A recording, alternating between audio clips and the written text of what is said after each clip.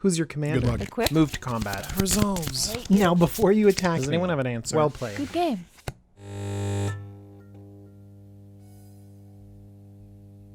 Hello, Magic fans. My name is DJ. This is the Jumbo Commander YouTube channel, and today we have a full breakdown and evaluation of Double Masters 2. Look at that. Ooh. This looks phenomenal to draft, full of powerful cards that have been downshifted to make an exciting limited format, but we're here to see if Double Masters 2 is good for Commander.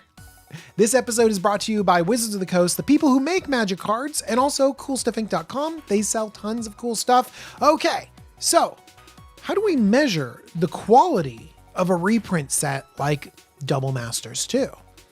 Well, I think that we are all attracted to high value, flashy, hyped up reprints, and we're going to cover those. The next thing we need to focus on are staples. These are the most powerful and popular cards, and we need to make sure they get into the hands of more Commander players. We also have to pay attention to bling. You know, these premier sets bring brand new cool looking cards that can change the look of your deck and customize the style. And finally, legends. You know, reprinting more commanders is not a requirement for a master set, but there are so many reprints of legendary creatures in this set that I just have to call attention to it. There are over 50. I have no idea how I'm going to cover all of these legendary creatures, but there's no question it's great for Commander players. Now introducing all of the legends from Double Masters 2, we have DJ.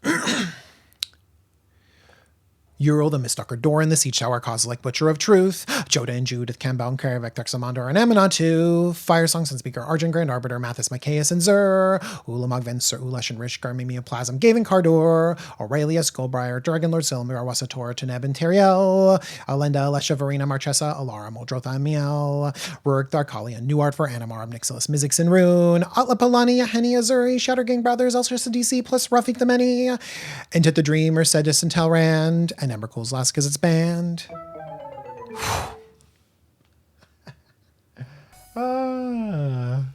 All right, there are cards in this list of commanders that I have personal copies of, and there are a ton of them that I have in 99. Basically, increased access to legendary creatures is great, and so I'm excited about this sort of massive influx of cool commanders for us to put into our decks. Of course, some of these legendaries like Ulamog, the Ultimate Gyre, and Kozilek, Butcher of Truth, those are also high value reprints. High value cards create that pack cracking excitement. Everyone is going through looking for those specific high value cards that everyone is excited for.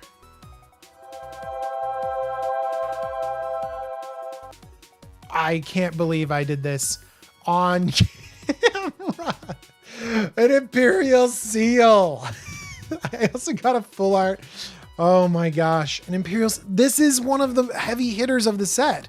I mean, Imperial Seal is 1 black mana for a sorcery. Search your library for a card, then shuffle, put that card on top, and you lose 2 life. Imperial Seal is insane. Its price tag is crazy. It's good for combo decks, competitive decks, top deck manipulation. It's worse than Vampiric Tutor, Demonic Tutor, but it's a singleton format. And so, you know, this is a powerful effect. And this is like banned everywhere else. So really the only thing driving its price is Commander. What a pack to open to demonstrate looking for bling. Woo! Unbelievable. All right, well, here are some more of the heavy hitters that you're going to be looking for. I think in Commander, we're all hunting for copies of Dockside Extortionist. 1 in a red for a 1/2 Goblin Pirate. When Dockside Extortionist enters the battlefield, create X treasure tokens, where X is the number of artifacts and enchantments your opponents control. This can regularly ramp you out a ton of treasures. And Commander's the type of format where people play mana rocks, they play enchantments, and so Dockside Extortionist can be this really over-the-top mana generating effect. Honestly, it's great when your opponents are greedy. It combos easily. It can be just a ritual. It can go in goblin decks. It can go in pirate decks. It's fantastic. You know, Dockside Extortionist is not the only broken card that produces treasure. Let's talk about Smothering Tithe. Everyone loves white ramp, don't we? Honestly, this creates so many treasures. People will just give you a treasure chest of treasures, so you never have to worry about mana again. And in white, that is spectacular. This card was creeping up and up and up because it was so good, and this reprint, oh, it just releases so much. I'm so excited to have these treasure enablers more accessible to our community. Let's talk about Mana Vault. Mana Vault is a great way to accelerate to bigger plays in the later game. I mean, you play it early and then suddenly you're playing like a 5-drop on turn 2, just launching yourself ahead of the rest of the battlefield. Mana Vault is super powerful and it sees tons of play in competitive decks. But why settle for 3 extra colorless mana when you can have so much more with Mana Drain? Mana Drain is blue, counter target spell. So it's immediately just counter spell, but wait, you're actually gonna drain all of the mana from that spell and use it on your next main phase. So if you counter a 5-drop, that's 5 extra mana to accelerate you ahead of everyone else. Mana Drain is just one of the most powerful counter spells out there. Unless you're talking about free counter spells, because we've got Force of Negation. Force of Negation is spectacular because, you know, you don't always have the mana to be able to counter what your opponents are doing. If they're going to win the game, sometimes you just need to answer that instant or sorcery spell, and Force of Negation can do it. It can take someone out of nowhere. It's spectacular. There's too much talk about counter spells. Instead, I want to talk about Cavern of Souls and Allosaurus Shepherd. Both of these prevent your opponents from countering your stuff. Cavern of Souls goes in every tribal deck because it fixes as well. I think that if Cavern of Souls was cheaper, which it might become with this reprinting, people would play it a lot more often because all you have to do is name the creature type of your commander and suddenly your commander is uncounterable. You might desperately need your commander on the battlefield and you don't want to keep facing down your opponent's mana drains. So get Cavern of Souls or get an Allosaurus Shepherd. This works a little bit better in elf decks, but still, getting underneath those counter spells of your opponent is going to be really powerful. A powerful land like Cavern of Souls deserves some powerful land synergies, Wrenn 6 and Crucible of Worlds. Both of these are going to be staples in land strategies. Wrenn 6, much more popular in 60-card formats, but 2-drop planeswalkers are not to be ignored. Being able to get a land back every single turn is still card draw. But I think that Crucible of Worlds sees a lot more play. Being able to recast your fetch lands over and over again, re-trigger stuff. In fact, we have so many different cards that give you more land drops that having access to lands in your graveyard can really get things going. In fact, Oracle of Modiah, staple in green, is also reprinted in Double Masters 2022. So giving you those extra land drops and the access to your graveyard to play more lands, so good. I want to talk about another artifact. It's Phyrexian Altar. This was a super expensive card reprinted at rare, so the price is going to drop significantly. It is a free sack outlet, just great. But what it does is it turns creatures into colored mana. That lets you combo off a lot easier or just fix for your more complicated decks. I mean, I love playing this in go wide decks, turning my creatures into mana so I can play more spells. I'm such a big fan they reprinted Gravecrawler in the exact same set so you can do the cool Gravecrawler loop with this Phyrexian Altar. It's great, so pick up both of them and put them in your zombie deck so you can loop Gravecrawler over and over and over again. There are actually so many high value cards, I can't really give attention to all of them. There's Consecrated Sphinx and Bitter Blossom and Food Chain. I mean, the list goes on. Instead, I want to talk about some of the uncommon reprints. So not necessarily the $50 cards, but the $5 uncommons that hopefully will drop down to 50 cents and get in everyone's commander decks. There are a few awesome ones. Eternal Witness. Eternal Witness is a couple bucks, and now it's going to be available for even more decks. It's a staple in green. Along with that, we have Devoted Druid. This thing combos with everything, not to mention it just being a really solid mana dork. Next up, we have Path to Exile in white. This is a powerful removal spell or ramp spell if you aim it at your own creature. But honestly, it is just as popular as Swords to Plowshares and belongs in so many different decks. Next, we have Blood Artist with new art, looking amazing. And Cold Steel Heart, allowing us to fix our mana, and it's a snow artifact for all those snow synergies out there. But one thing that I'm actually really excited about is Shadowborn Apostles being printed at Common. it's just going to be flooded out there. You know, people have been priced out of playing a janky Shadowborn Apostles deck. It's now for everyone. And guess what got printed with it? Thrumming Stone. That's right. Ripple into Shadowborn Apostle, into Shadowborn Apostle, into Shadowborn Apostle, and then get the biggest, baddest demon straight on the battlefield. It's such a fun deck, and now it's going to be a budget deck. But I have to say, honestly, this set has something for every color. If we look at every single color, we are going to find solid cards in the top 20 most played cards in Commander. Like if we look at white, we have Path to Exile, Teferi's Protection, and Smothering Tithe. All of these are played heavily in our formats, and they're all seeing a reprint here. If we pop over to blue, Consecrated Sphinx, Force of Negation, and Mana Drain, all of them seeing heavy play. They are staples in blue, reprinted here. Over in black, we've got Imperial Seal. Not heavily played, but similarly, a lot of tutors are heavily played, and hopefully the price will drop down enough that Imperial Seal will be able to jump up into that spot. But what is heavily played is Damnation and Blood Artists reprinted. In red, we've got Dockside Extortionist, the number 1 card, which is Chaos Warp, Seasoned Pyromancer, Lightning Bolt, all of those heavily played in the format. Green, we don't have very many reprints that hit the top 25 because the top 25 is like all ramp. And we can't have a set full of all ramp. We do have Rampant Growth being reprinted in the set, but let's take a look at green. We've got Concordant Crossroads, amazing effect that you can't get very many other places. We've got Food Chain, powerful combo enabler. Oracle of Moldiah, value engine that belongs in so many green decks. Allosaurus Shepherd, giving elves a little bit more power and also getting around those counter spells. Green Sun Zenith, in green decks, cheat those things into play. Bloom Tender, not to mention Devoted Druid, Eternal Witness. Man, green is stacked as well. Let's hop on over to artifacts. Let's talk about Panharmonicon. Played heavily. Sensei's Divining Top is the same.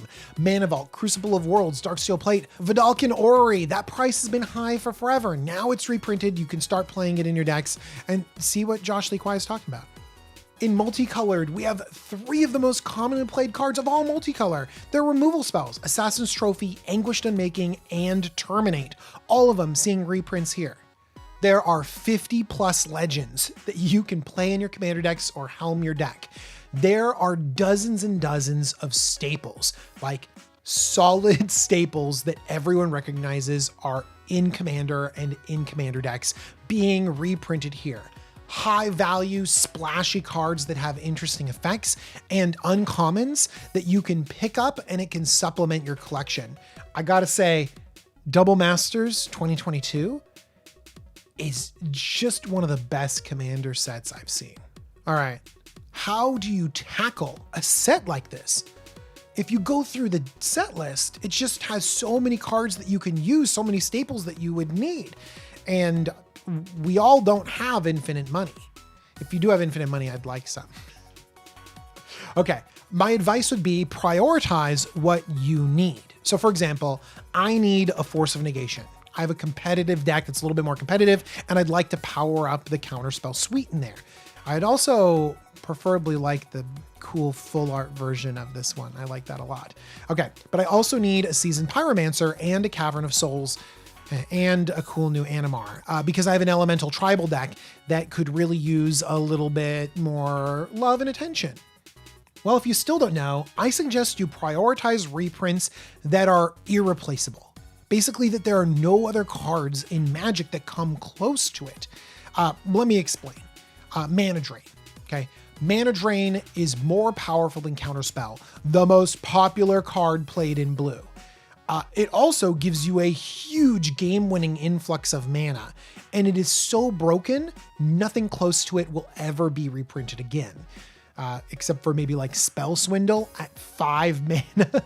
So really no, like Mana Drain is an effect that will never come again. And so you just get that card. You get it when it's low and you put it in your blue deck, because if you want to play with it, you're not going to be able to find another card that does anything like it. Similarly, let's talk about Dockside. Look, Dockside is busted, and it is closer to being banned than it is for something to come along that's better than it. And so if you're looking to combo with it, ramp with it, do Broken Treasure stuff, get Dockside and play with it while you can, because it's super busted. Similarly, I'd give Smothering Tithe a try because it is super fun. I do think that white is getting a lot of mana ramp these days, and so Smothering Tithe might be less and less effective as white gets better and better ramp, but nothing's going to be as good as Smothering Tithe. I mean, look at Monologue Tax and other stuff. Like, Smothering Tithe is busted. You're also probably going to have to pick up a Sensei's Divining Top. The card selection on this is great. It works fantastic with shuffle effects. It combos with cards like Bolas' Citadel, not to mention all the other top deck manipulation cards out there. And it's unlikely to see any sort of reasonable reprint because it's kind of annoying to play against. Actually, it's kind of annoying to play against in Commander, where everyone's like, hold on, I got a top. So if you do get a top, make sure that you top quickly and don't hold up your game. I'd also take a close look at the Eldrazi, Kozilek, and Ulamog. Wizards has been reticent to reprint the classic Annihilator text. And so if you want big dumb Eldrazi that annihilate things, you might be forced to just look at these few cards. So my evaluation, this set is great. It's super, we're gonna go deep because, I mean, you can't have a good pack right next to another good pack. This set is awesome, and it's super exciting to go searching for awesome cards. And there are so many of them in here that you just, ooh, foil go for the throat. Food chain. Nice. Look at that food chain right there. I went exactly the right depth to get another mythic. Another thing that I love is that just in the commons and uncommons, like, you get amazingly cool full art cards. Like, this is a Coiling Oracle. Like, this is played all over the place and it looks gorgeous. The art from Richard Kane Ferguson is spectacular. He's like an old school Magic artist, one of my favorites, and he's bringing his style back to these cards, making them look just iconic. Oh my gosh, I can't wait anymore. Let's rip this thing open and find out what else is inside. Experiment 1 getting a rarity downshift. Oh, look at this aggressive pack right here. Man, I would love to open this in draft. Just 1-2 punch. Take these, wheel something good out of the pack. Ooh, look at this Burning Tree Emissary looking. Ooh, look at this Crucible of Worlds. Oh my gosh. Oh, that full art is fantastic. Oh, this is going to go in my commander decks for sure. I got a Land Matters commander deck that needs this. And look at this Impervious Great Worm. You're talking about a big creature, man. This is a 10/10. It's doing work. Oh, what a great pack. We got a bear. We've got, new art on Vampiric Rites. Fan of that. Teferi's Protection. You cannot have enough Teferi's Protections in the world. It's just so critical for decks. And by the way, look at these uncommons. Like Eternal Witness, Mentor of the Meek. Just solid.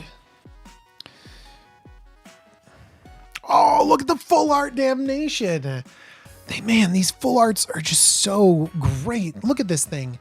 That's awesome. Like, you need Damnations, you need board wipes in your decks, and this one looks so cool.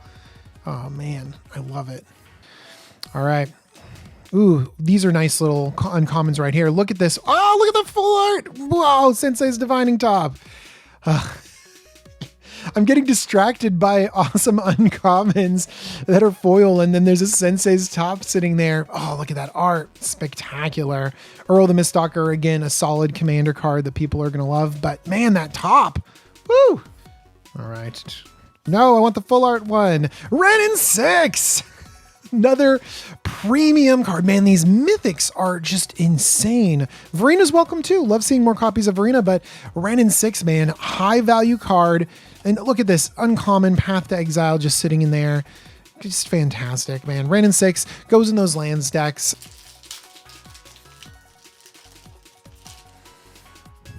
All right. Oh my gosh! It's a full art foil Force of Negation.